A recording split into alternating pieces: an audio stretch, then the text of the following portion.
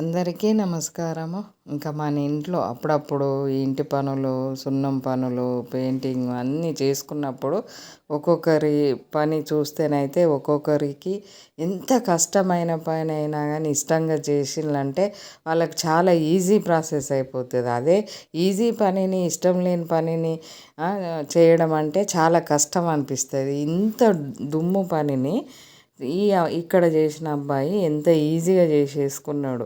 ఇంక ఇది మనకు సైడ్కు పీసులు, సైడ్ పీసులు అతుకుతారు కదా చిన్నగా, అది మనకు కొస షార్ప్ ఉంటుంది. దాన్ని మౌల్డ్ చేయాలంటే ఒక పీటుకు 70 రూపాయలట ఇది చేస్తే.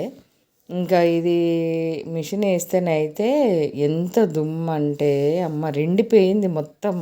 ఆ ఖాళీ ప్లేస్ అంతా ఎండబోసినట్టు అయిపోయింది. ఆ మనిషి కూడా సరిగా ఏర్పడట్లేదు. ఈ రకంగా డస్ట్ పడ్డది మొత్తం ఏరియా అంతా. 2 రూమ్లు 3 రూమ్ల పొడవు. చూడండి ఎంత ఇష్టంగా చేస్తూ ఉన్నాడంటే సరదాగా చేసేసుకుంటూ ఉన్నాడు ఆ పనిని అంతా. చూడు రెండిపోయిండు ఆ మనిషి. కళ్ళు కనబడట్లేదు, మనిషి కనబడట్లేదు. కొంచెమే ఇట్లా కూరను మిషన్ వేసిండ్లు అంతే. ఇంకా అదే మనిషి ఇక్కడ చూడండి ఈ నైస్గా చిన్నగా సన్నగా మంచిగా నీట్గా చేసే పనిని చేయడానికి చాలా కష్టపడిపోతూ ఉన్నాడు. ఇంక ఇది మనకు టైల్స్ అతికినాక అపాక్సీ పెట్టాలని పెట్టారు.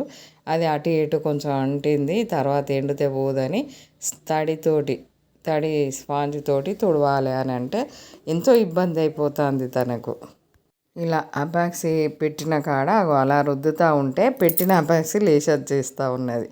ఏంది బాబు అని అంటే ఈ పని నాకు రాదమ్మా అని చక్కగా చెప్పేస్తూ ఉన్నాడు. ఇంకా పక్కకు అంటింది తుడవమని అంటే పక్కకు అంటింది గట్టిగా నొక్కి తుడుస్తూ ఉంటే అపాక్సీ పెట్టింది గాలలో పెట్టింది అయితే బయటకు వచ్చేస్తూ ఉన్నది.